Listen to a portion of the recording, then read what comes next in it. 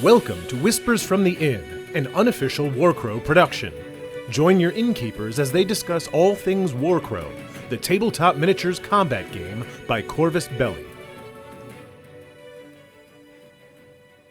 Thank you for joining us on this first episode of Whispers from the Inn.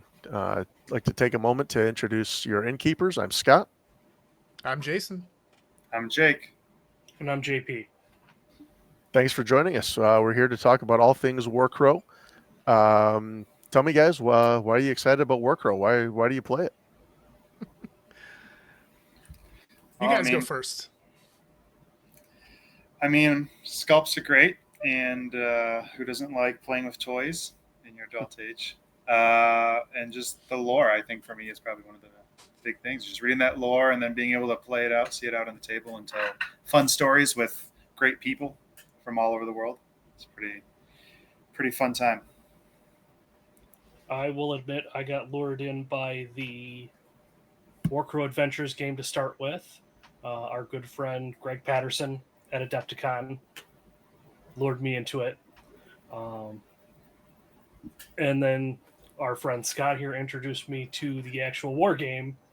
And since that, then I have been deeply involved with Warcrow. Yeah, same here. I got pulled in real early with Corvus Belli from the Kickstarter. Jake, to touch on what you said, the sculpts are amazing.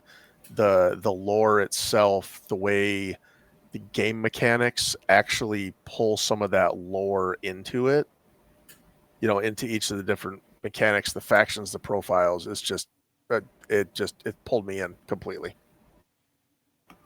See, I'll be a little bit on the outsides. I was a little wary about picking up another game, but all my friends are going to play it. I deeply trust Corvus Belli as a company and what they create. And then once we kind of started seeing it unfold on Kickstarter and I started seeing the miniatures, I don't play another fantasy game, so I was like, I can get into a fantasy game. And that part of it just lured me. And then as we all were like excited about Adventures, and of course we all know what happened with the delays and things like that, which for better or worse maybe made the itch grow a little bit more. We'll probably touch on that a little bit later, but and just creating, I've always been for starting games at their start, at their inception, rather than picking up a game a year later and then being behind. I felt that was a really cool aspect, and I was looking forward to being a part of that. Yeah, I think like what Jason was saying, it feels really cool to be part of a game from ground zero. Like Is it though? For me, it's just really exciting. Like Adventures, I was there when Gen Con 22 and they were showing it off, and I was like, okay. I bet I was in the process of getting married and being newlyweds and all that stuff, and so I obviously had other distractions, but I got pulled in. Nothing about that. I got pulled back in because Kiplect and all that stuff. Those were cool. But then one day I was like, oh, let's just check back Warcrow again. And I saw the Mornmouth and the Puppeteer. Just, they have some art. And I was just like, oh man, and similar to Jason, I don't really have any other games. And if I go into a game, I try to go all in. And so I was like, if this is a game I want to do, I want to make sure this is like legit and solid. And I've been full steam ahead, going crazy. I mean, see, that's my problem is I go all in on too many games. And then I wonder why I'm mediocre at most of them. Yeah. I have that same problem, Jason. Yes. There is not enough time to play all of the games there I want isn't, to play. but yet we still think it can be done because we are teenagers with actual jobs. Yes, we finally have the disposable income. Well, disposable, yeah, but we have income. We have income. Nice. So what is everybody's background? So like we said, we got into Warcrow at the very beginning. Where did you come from? What are some of the other games you currently play? Because, like Jason and JP, both of you and myself, we know we have a whole host of other games out there, including Corvus Belli's Infinity. which was their main game for the last, gosh, I think they're at 15 years now, 20 years now. About 20, I think. They're close to 20 now. I think it's 19 right now, actually.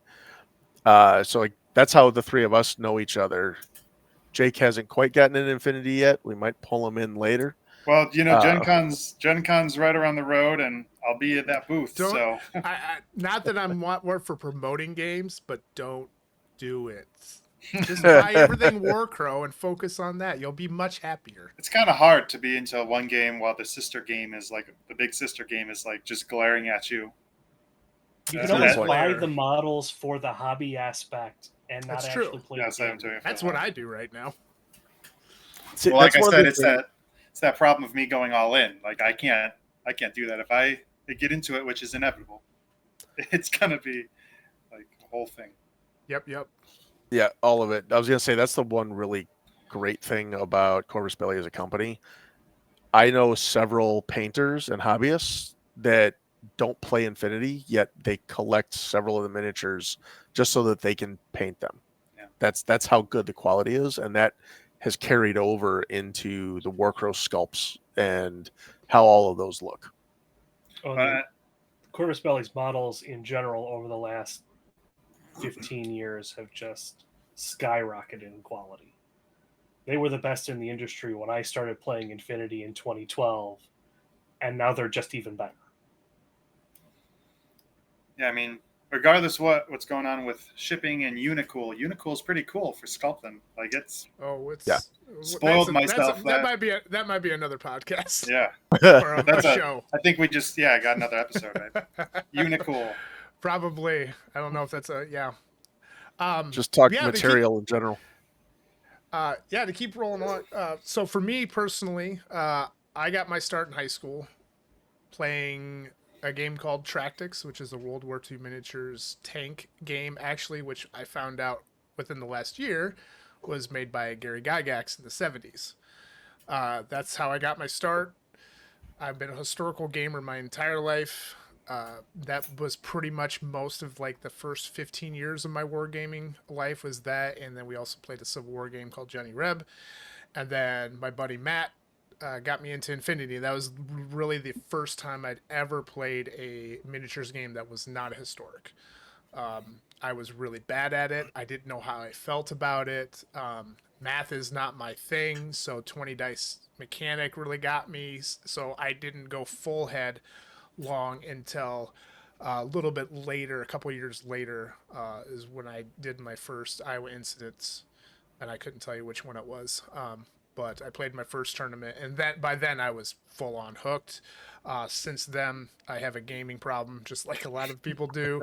I play Shatterpoint is probably my main tournament game right now. MCP I play, other historicals, Bolt Action, Chain of Command, Blood and Plunder. I run the gamut.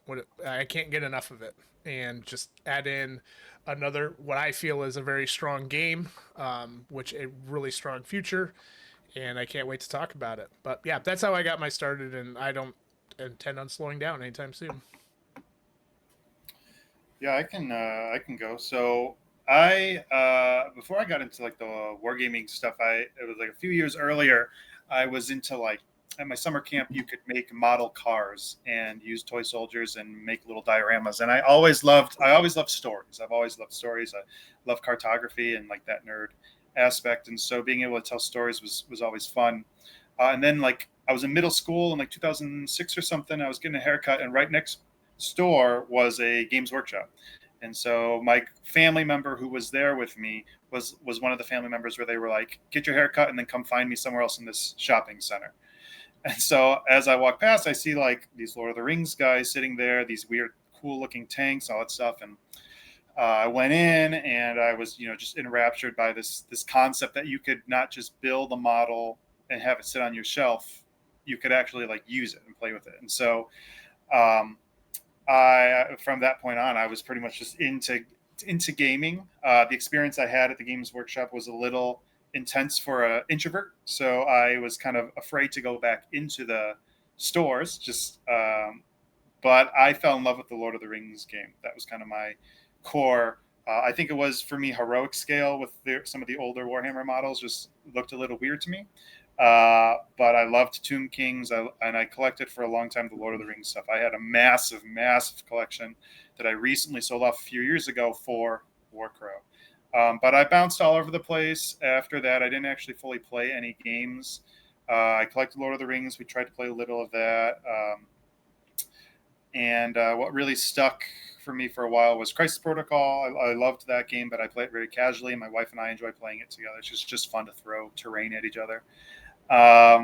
And I played Warcry for 1 or 2 games, but then that kind of fizzled out. And I really was into Shatterpoint for a while. Like, since its launch, I was the community organizer for my game store. I went to the first tournament they had at Gen Con.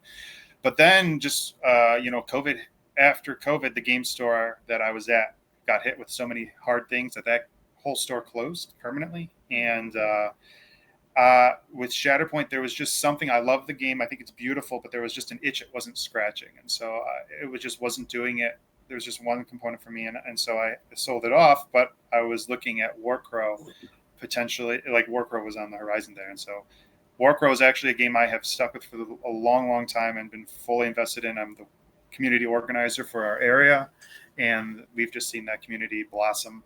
But aside from that, video games are fun. I do D&D, I DM a lot, and just recently getting into some Lorcana casually. So that's kind of where I'm at, but most of my focus is Warcrow. I mean, that's all I've painted the last year, and I've painted a lot of it. Yes, you have. See, things get it done looks when you fantastic. focus on one game. Yeah, That's amazing. That was my promise to myself when the year started, and to my wife, I was like, I don't like having a pile of gray. And so if I have one game, I do it. And with the community, I told myself, and this might be a lie, just so I can get more stuff, but it was like, I want to be able to have a complete army or 250 points for each faction, so that when someone comes in, and we have a few guys that come in and they're like, I'm interested, but I don't want to invest right away, I can be like, here are the CNN, here are the Scions, here are the Feudum. You can try it out, play them, see what you like. And then if they're interested, we're in the game store. So it helps the CB, it helps the local game store we're in, and that's just been a lot of fun. So Fantastic. Nice. I also started with tabletop wargaming with Games Workshop. This was back in 2003. I started with Warhammer 40K, played that for a couple of years, attended my first ever Adepticon, which was early in the years of Adepticon at that time, to play in the 40K team tournament. Shortly after that, though, I did a demo at the local GW Battle Bunker here in Chicagoland for Warhammer Fantasy Battles. Fell in love with that because I've always been a giant Tolkien nerd, basically. So fantasy was really the thing that pulled me in. So I played that from like 2006 up until the time the old world got blown up in, I think, 2015 or so. As soon as I was done with that, I kind of picked my head up, and that's where I found Infinity. So 2015, 2016, that's where I learned about Corvus Belli, and there was just something about the Infinity, the game mechanics, the miniatures, what have you, that unlocked this hobby aspect that I'd never even considered before with Games Workshop, either game that I had played, just where I wanted to convert models and actually take the time to learn how to use a jeweler's saw on the metal miniatures, and add some pop culture references. Like I made a G.I. Joe army, I made an X-Men army, and just had a lot of fun with it. Yeah. You're that cool X-Men one, right? Yes. Yeah, yep. Very nice. And then beyond that, though, I've expanded to a whole bunch of other stuff. Bolt Action, Battletech, Marvel Crisis Protocol, Shatterpoint, What a Cowboy. But the main one is always, for the last, 2-something years now, since Warcrow was announced, and they've been dealing with the Kickstarter, the game coming out, all the demos at Gen Con when they did like the demo of the beta testing in, that was 2023, I think now. Warcrow's been the main one. I got my interest in miniatures games started in high school with, of all things, Blood Bowl. But I never actually played it. My first actual venture into miniatures game ended up being Warhammer Fantasy Battles in 2000. Then I migrated into 40K, Mordheim, and then in 2012, I had a hobby reset where I'm going to use the phrase lost most of my hobby stuff, and got into Infinity. And from 2012 through about 2015, Infinity was about the only game that I played. Come 2016 with the re-release of Blood Bowl, I got into Blood Bowl again, and now my hobby room is just full of all sorts of games from all the different manufacturers. If it's a skirmish game, I have some kind of faction for it at this point, because skirmish games are fun and they don't require a lot of stuff. Nice. Yeah, somewhere somebody lied to me and said for Warcrow you only need 25 models. That's why I'm staring at a cabinet full of almost every single release. Oh, right now. If you ever meet my wife, ask her how many models you need for Infinity. Yeah, so I think we've all been told that same lie, just different game systems. That's 'Cause how they get Infinity- you in. You know that, right? It's like, oh, Yep. it's not as bad as. Wait. I think Corvus Belli should put a little asterisk next to that. You only need You only 25 need models. a few, but you want you all of them. want all of them. Mileage may vary, full happiness grows exponentially with more purchases. Yes, by the piles of your or by the growth of your pile of opportunity. Yeah. We don't call it a Pile pile of of shame here. It's a pile of It's opportunity. a pile of opportunity. Yes, and I have a heaping Fantastic. mound of it right now. So it sounds like we got a lot of history in this room right now. A lot of gaming experience, fantastic. We love our hobbies, just like everybody listening. Speaking of hobbies, what's everybody working on right now? After I got back from Interplanetario last week, I really just wanted to keep the ball rolling, so I started working on assembling some CNN elves, as well as Verkana, which is the con exclusive for Corvus Belli this year. She's the mercenary Warcrow profile that can be used by any of, well, as of right now, she's not legal in any sanctioned tournaments, but I would think that'll change at some point. You know, once there's full access to her. I think up until now she's only been available at, I think it was UK Games Day and Interplanetario. Yeah. And then Gen Con, right? Coming down And yeah, she'll be available at Gen Con here shortly. So yeah, I've just been working on Verkana and the CNN officers. I have been working on putting together the Songs of the Dormant models. I have all of the feudum together except for the 2 Mace Escorts. Unfortunately, my Mace Escorts are incomplete, so I'm going to be waiting for replacement parts. But thankfully, Corvus Belli is excellent, and they are already on the way. That's awesome. You should have them real quick then. I've been helping Corvus Belli promote Song of the Dormant. So I am currently working on the Beyond box. I got the whole core box, starter box, main box painted up. Starter. Yeah, starter. I love those. 2 of my favorite factions. Scions I was super stoked about feudum.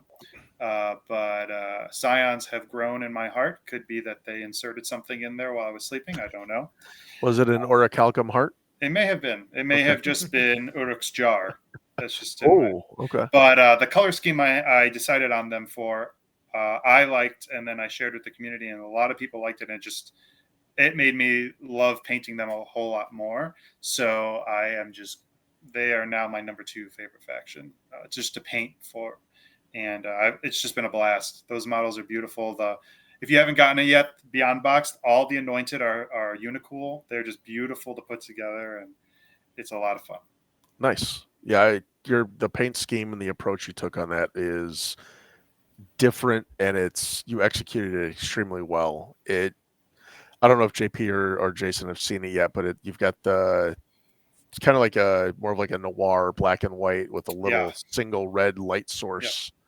I'd seen a few people do House Harkin, right? House Harkin from Dune, and just a monochrome color scheme. There was a guy who did a Parabellum Conquest Nord Army in monochrome. I really liked the monochrome. And in Warcrow, we have the fog. So I've always liked, in high school, I was really big on the filter you could put where you have black and white, and then you could pick the color you want to have out. So I did that for the Scions, and I have them as very muted, pretty much black and white with some browns in a peat bog, but they are glow. There's a red glow just emanating in the front of them. So it's kind of underlit too. So it's really quick and fun, but I was surprised. Like I was nervous. I was messaging Scott. I was like, I don't know how this is going to turn out. And then you just got to it just proves like with painting, and that could be a whole other video. Just, you got to wait till the end product, because it's that final coat, that final glow, that OSL you put on it, they look cool. I am currently not working on Warcrow right now. I'm planning Mandalorians for Shatterpoint, but Warcrow is next week. And I am super excited to start working on the Warg Riders. When those and the Black Angels were announced at Adepticon, my wife will attest. Like I was done buying Hegemony until I saw those models, and then I went, son of a gun. And so once I saw those, I was like, oh my gosh. And I knew mounted users were coming, and I knew they were in the lore, but I had no idea they were going to look that amazing. I've actually liked the Black Angels better than I like the Warg Riders, but the Black Angel sculpts are they're so powerful, majestic, just amazingly cool sculpts, and I can't wait. I might actually look forward to painting black for once. And I'm a total paint by numbers guy. Like I don't get adventurous. I'm a theatrical lighting designer by trade, and I'm really good with color mixing with light. I'm horrible with it with pigment. So me adventuring off into my own stuff is not typically the way I go. I will say the pre-Song of the Dormant, the mounted Hetman became, and I don't even play Hegemony, even though I've collected all of them. The mounted Hetman is one of my favorite models I have ever painted for this game. Like went together beautifully. It was really easy and fun to paint. Those mounted units are real cool. They are. I unfortunately have not gotten to assemble mine yet, let alone getting to paint them, but they're all waiting in the wings. Yeah. Scott, what are you working on? The CNN officers assembly. What was it? That's about it. There was another one that I was not gonna buy from Hegemony. What was one of the most recent releases that did really well at Interplanetary? The Strategos. Oh yeah. I wasn't gonna get it because I was like, eh. But then I've seen it in every freaking list. Yeah. He brought a chair to it's pretty good. brought a chair to a gunfight. Yes. Yeah. Well, that is sword fight. Sword fight for everybody else, I guess. For most. The dwarves show up. Yeah. We all know the tactical rocks and tactical terrain jokes. Oh yeah. For Corvus Belli. Tactical stool. Yeah. There's tactical stool. And It is a tactical stool. What was it that Tor said at Adepticon? He's something about. He mentioned the tactical wall for Verkana. Tactical wall. That's what it was. So he asked what other tactical things were coming out. That was so good. The one of the angels, Black Angels, is tactical grass. It's a classic. I remember many of my Rohan Lord of the Rings minis had tactical grass. That was a fun one. Nice. So why don't we talk for a second about some of the next steps we have planned here. We're probably going to talk about. So I was able to attend Interplanetario, which is the game hosted in Vigo, Spain, which is basically where Corvus Belli is. It's right across the. I don't know if it's a river or a bay from where Corvus Belli headquarters is. So we're probably going to do a summary of that to kind of talk about the 28-player tournament. Jake and I are both attending Gen Con coming up, so we'll probably do a summary and recap of that, especially kind of like our reactions to what we're going to see in the seminar by Carlos Bostria, as well as all the other cool things that will encounter like at the Warsaw booth, because I have no idea what Jay's going to be showing up with Yeah. at the Warsaw booth. So I'm excited to see that. We know what else? something. Yeah, we know Arsenal has, they make beautiful stuff for Infinity. Like for me, it's all about terrain, and so that stuff's amazing. And there's been whispers about stuff they're working on. So I'm really interested to see what if it shows up this time. But yeah, I mean, aside from that, we got previews. Always got previews coming out with Song of the Dormant and Beyond Box coming out. We'll have a period of time for anybody who's listening to just be painting their guys, and we can talk about what's coming up, some of the tactics and stuff that we see coming down the line. Different local tournaments, and I think we could talk maybe about community building and how to get your area growing if you're interested. Yep. Speculation, of course, is always fun too. Yes, the speculation will be fun based on I think- rumors that we're hearing. And really, I think all of us are in agreement. Like we're doing this to grow the game, so we really want to invite new players in. We're going to talk about beginner type concepts, topics, things like that. Really break down some of the nuances and the initial things that are going to get you interested in the game. And I'm all about the community, and that's what's always been great about wargaming.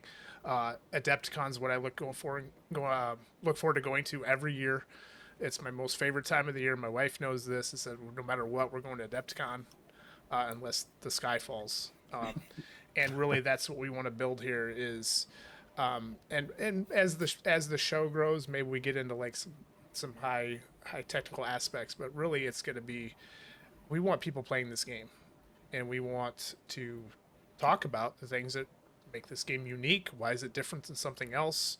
We're going to talk about some lore things, and really just stuff that you can listen to and just hopefully be engaged.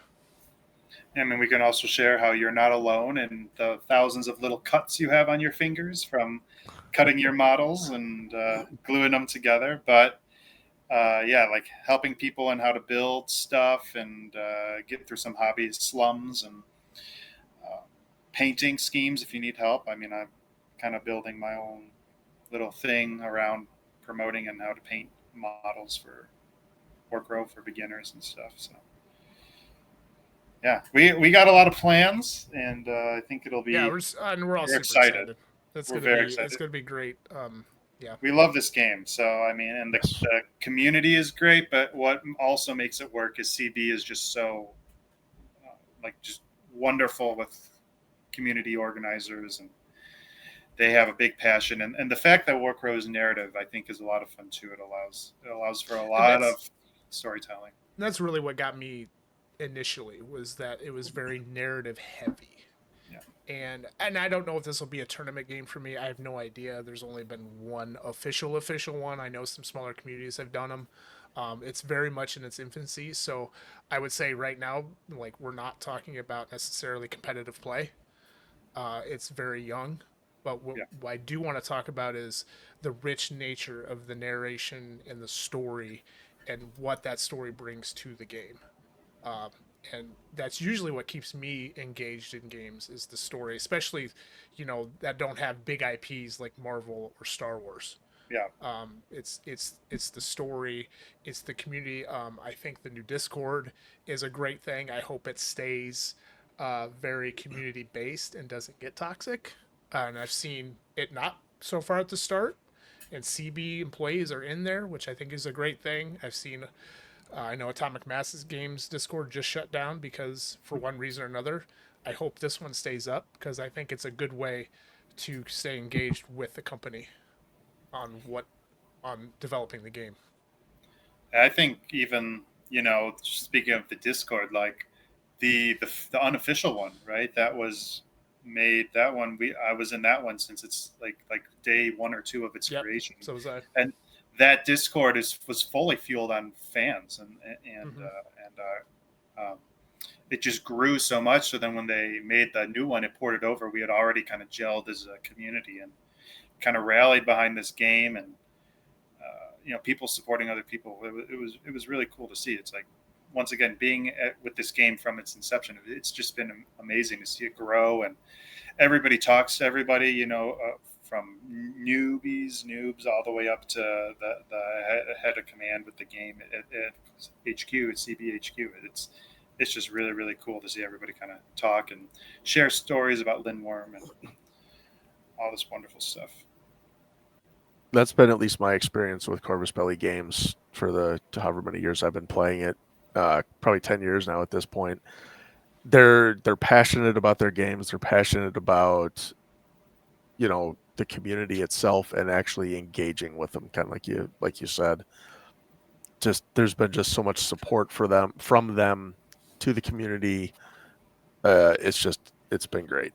So, and that started with Infinity. At least my experiences with it started with Infinity, and it's carried over into Warcrow as well so far.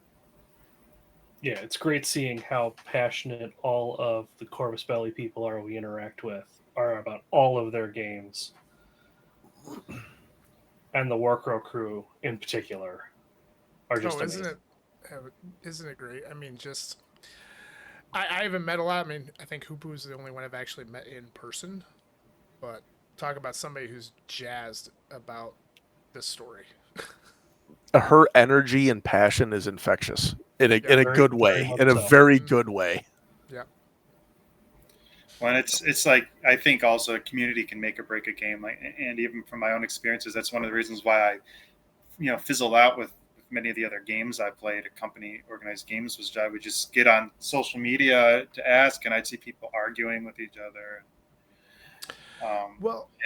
And here it's, it's just been it's been a little bit of a breath of fresh air, I think, for me. And that's kind of how competitive games go too. It's so hard. So look at a game like MCP that's been around for so long. I'll even throw Infinity in that boat. It's so hard if your community is hyper competitive to get new players in, and your hyper competitive is to back off, which is why I'm really hopeful that the narrative portion is an emphasis and stays an emphasis, because I think that keeps people around longer, because I'm playing for the fun of it, the lore, the story. If I lose, I lose. It doesn't matter. And every game's gonna have a tournament system. That's how you keep selling models. That's part of the deal. But if the narration stays pretty rich, I think it has a chance to have some nice longevity. I think they did, and I don't want to put words in one of the mouths of the presenters, but I think it was Adepticon or Gen Con. They had said that they are like, Infinity is their competitive game, and they really like Warcrow as their narrative. Like, it was first and foremost a narrative game, and while they're still going to support competitive play, the game was first and foremost narrative. But I mean, I've just, even when you play, it's like there's just so many fun stories. I had, when I was at the Adepticon narrative tournament, I had Ice Bear who charged Arquebusiers, dead, full health, dead, like from these Arquebusiers, right? And it's just like these crazy things, and it's like, there's a little bit of like, oh man, but overall it was like, dang, that's just crazy. Like, but Bear does that anyway, typically. Yeah, I mean, he dies a lot.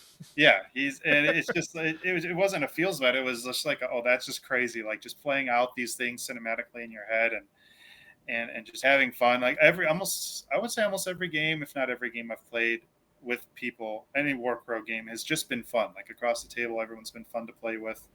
Everyone's been there to have fun and joke, and still there's still like the competitive and the tactics and skill, because Warcrow can be brutal if you put your mage out in the open, you're getting charged and you're out. But it can be brutal, mechanically, if you make some mistakes. But overall, people I've played with, it's been just a lot of fun. And unless that mage is the evoker, and your opponent forgets that the evoker has a red die on defense. Hey. I'm speaking from experience. JP forgot that. I mean, still, Evoker's still not a great mage, but at least he can do that. No, she was definitely dead, but so was, I believe, and that was a really hard thing shadow for me to get used to. Shadows of the U did not do well against the Evoker. And that was really like a weird thing. Like, the first time I was playing it, I was like really weirded out. Like, oh, my model's dead. Like that. So initially, there could be a little bit of a game shock, so to speak. Like most games, you're not used to like your model getting one-shotted off the table, and which will happen in this game. Yeah, you really have to be. You learn quick. Like this game can be. I played a game with someone and they pushed Nephirim right up the board, and I took her out immediately. I was like, "There's no way."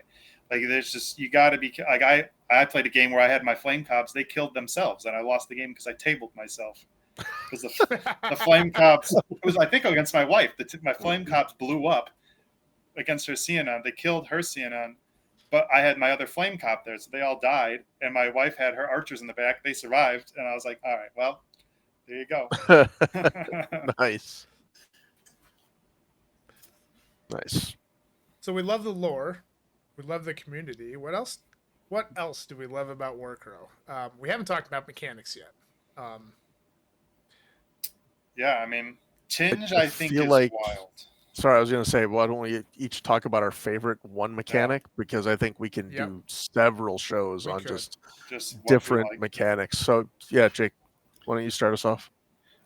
You know, and I think the Tinge is a nice segue from the lore going into the game. But you know, as a DM, I always, you know, for D&D and stuff, when I play with my friends, I'm like, you know, there are consequences to the actions, right? That's kind of the core mechanic of any RPG game.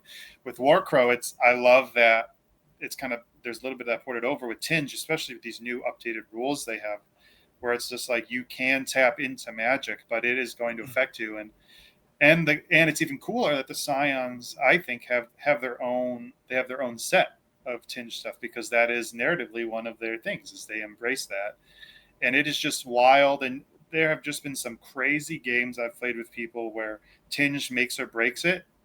And I would also say you can't rely on Tinge, because like I played a game against one of our kind of our constant players, our you know, someone who's always showing up, and he had in our community, and he had Marhale, and that guy had, and these were the old Tinge rules, he had like 6 Tinge on him, and he wasn't dying.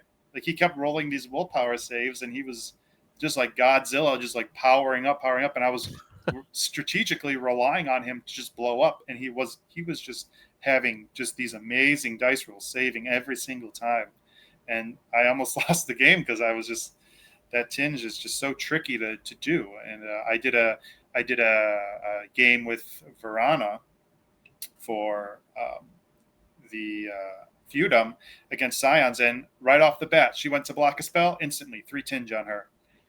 And I sent a picture to these guys. I was like, how? Yep. What? It's crazy, because it's like, That happened to me last week. yeah, it's like we deal with this random component of the dice, but now we have Tinge, and it's like if you have a caster who's morale 1 or morale 2, and they get tinged, I think it's twice now, it's a stress right off the bat. And it's like, it's just, they're functionally done. Morgan, she did her nerf ability to her opponent, where she gives them vulnerable and disarmed. But then at that point, through the process of her doing her Tinge rolls and stuff, she ended up with so much stress she was functionally out of the game, because she was always having two stress or something. Oh, jeez. Yeah, it was just, yeah. So but she was in a space where she was a noble, so she was still within range of her bell hooks, her guys, so her gusames, or whatever they're. Pardon my French.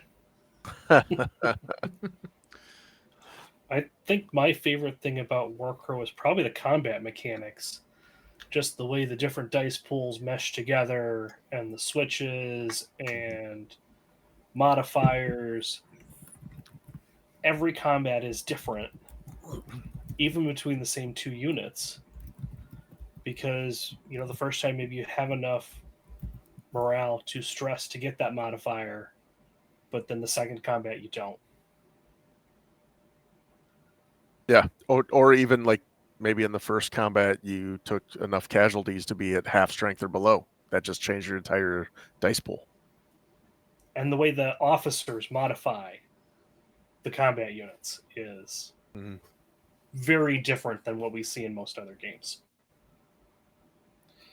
Yeah, Hoopo had mentioned that you can't just look at the card to kind of guesstimate how if this is a good card or not, right? Because it's like each unit is functionally different and they do specific things. So like I got to see that. I had my War Grinders and I was like, I don't really another unit of these guys. I looked at their card. I was like, okay. And then I did a test run with them. I was like, oh shoot, like these guys are actually pretty good in combat. Like you got to test it out. And combat is brutal. I think in this game, it can be who charged first is an important question to ask.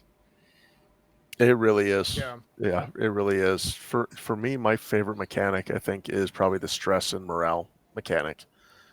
Like other games, like like we'll talk about, like some of the differences between, say, Warhammer and Infinity.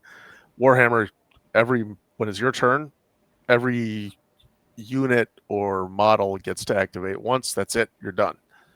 Infinity, you have your resources, so your order pool, you can spend all of them on one model if you want and do what we call Ramboing up the field. But there's never really any ill effects because you can just, as long as you can keep pouring orders into that mini and they keep winning the dice rolls, if you're making smart decisions and the dice fall your way, there's no bad effects.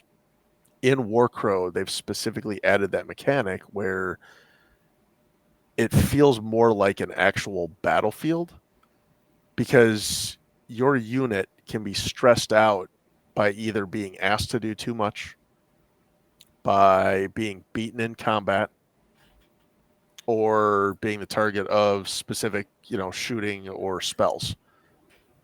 And as soon as you hit your morale, that's it.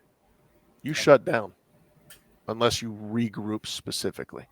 And I love that mechanic because you can only push every unit so far. Yeah. I've lost games because I was not paying attention to the morale of a unit. And so it's like round 5, bottom of the round 5, end of the game. And the only unit I can activate has too much stress. And so it won't be able to get to the objective in time. And it's just, it's like I was saying with Tinge. Tinge is brutal. Stress, I would say, is more brutal. Like you got to be, as you play, you learn like to how to manage it and how to like, which characters can I stress more? Who can't take the stress? And just recently I've been experimenting with like, maybe I don't even I get a unit somewhere and then I just stop activating them for the rest of the game. Because it's just like they might be morale 1 and they're just, I can spend that turn using overstressing someone else because they're going to tank their way up. Looking at you, Sacred Relic Knight or Uruk. So, yeah.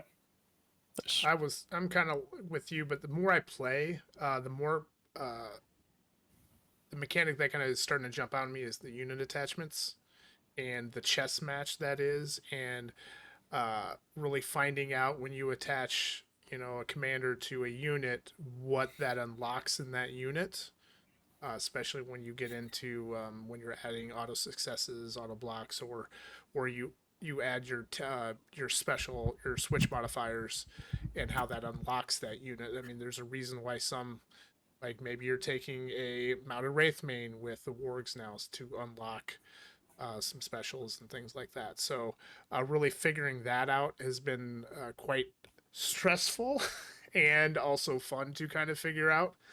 But yeah, and then the stress mechanic is fantastic. Like I really enjoyed giving demos at Adepticon and watching people figure that out.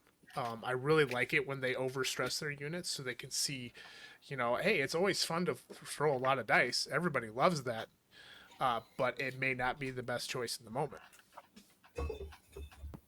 Yeah, it's great to overstress on a charge, but if you don't kill that unit, they're coming back. Yep, they're coming back. Exactly. And you're overstressed, so now, yeah. Yep, and now you might break and flee. Yep. But it's fun too because now they've started adding like Amari Bolsonaro. He has the bastard thing on his, so it's like he gives his unit like just. When we talk about the stress, like he gives them extra morale, but nobody wants to be with him. And you have the potential of losing your unit. Like the unit is fighting you. The unit in the game is literally fighting you for putting him with in their unit because they don't like him. And again, that's where they add the lore into the game mechanics. And I just love the way Corvus Belli has been doing that. Yeah. It adds a lot more versatility, I think, to list building too. You can really kind of mix and match, and like when you get a character, you kind of a character that can attach. You get basically two characters in one, not including the generic named high command cards that we get, right? So like if I get Alborg, I get Alborg on his own, but I also get his attachment Alborg, and so you can kind of get different flavors. And when you start adding in, you can have them leave or join a unit in one game. You're getting a lot of crazy kind of versatility and skills, and a lot of fun. I mean, different tactics. Yeah, like when I do Northern Tribes, I like to hide one of our blender characters, like the Prime Warrior or Njord, just in a unit of Tundra Marauders, and now your opponent is faced with the choice of like, do I want to fight the Tundra Marauders because most likely they'll die, but now Njord is back there, and you've just unlocked his full profile where he can just go ham and push himself, stress, and he's just going to be shredding you. Or you ignore them, and now they're hopping from back. Every time you take a point, they're hopping to it, taking it, running away, hopping to it, taking it, running away. So it's just really fun. Or you could, like, I want to start experimenting with like airdropping a unit in, right? So the unit drops in, you waste a turn to remove the guy from the unit, and then that unit moves on. And now you've just plopped somebody down in the back line, and it's like you have to. It forces your opponent to choose. Yeah. And I guess it's not a mechanic, but it is a time of the game, and I mention it with everybody I play.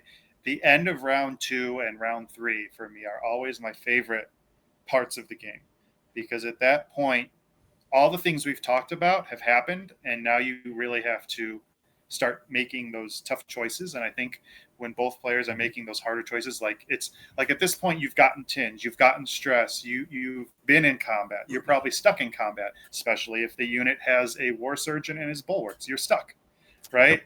And so at that point you're losing units, or people are starting to stall, and you have to start making choices. And I've played quite a few games where either I've lost or now I've won, because I always remind myself, like, it's not about the fighting. You have to get to the objectives. Yes. And so it's not a glorious fight at the end, right? It's just, maybe it's your war surgeon who just walks to the point, and that's the end of the game for you. But you take that point. I always remind people from Parks and Recreation, the scene where he's like, it's all about the cones, right? It's all about the objectives at the end of the day.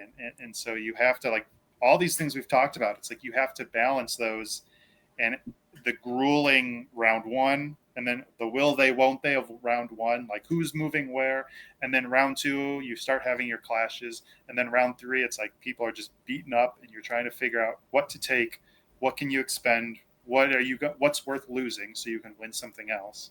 And that's like my favorite time frame of the game, is you start seeing some really cool moves, some really risky moves. Yeah, it's quite fun. Nice. Let's talk real quick. I know we kind of talked previously about like what we have planned next, and we kind of talked about talking about Gen Con after we get back. Let's talk about the releases that are coming up. So the August releases are Song of the Dormant, which is the new 2-player box with feudum. So the religious knights, piece of the puzzle, and the priestesses of the 2 moon goddesses. And the other side is the Scions of Yaldabaoth, which is the dark-minded elves from the Gaia Sail, ancient elven race, or ancient elven nation that had a civil war, and now they've crawled further into bed, basically with the tinge and this mysterious red fog.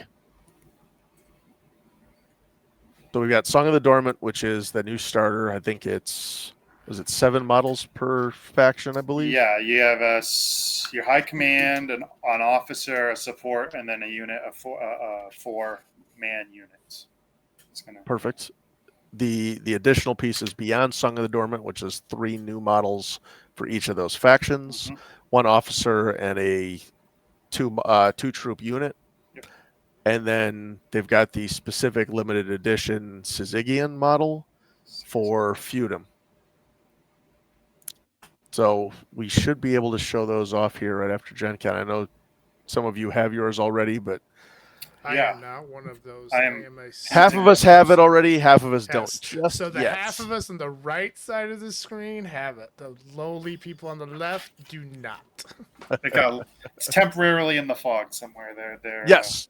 I plan on rescuing it from the fog here Yes. in a couple days. Yes, I will be waiting till the end of the month to rescue mine from the fog. So those are technically the August releases, but they're also available early at Gen Con for those in Yeah. attendance, as well as I believe they're available on the Corvus Belli website directly. Yeah, the pre-order is up for them. I think it started last week. Yep. Mm-hmm. Sounds about right. All right. Well, we should probably look at wrapping up our first episode.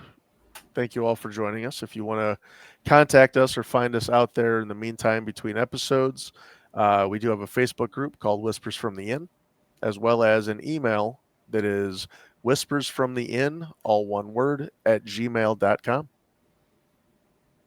Thank you guys for joining us and talking about everything, and we'll probably see you next time. Hopefully see you next time. Absolutely. Don't get lost in the fog. Don't get lost in the fog. Definitely. All right.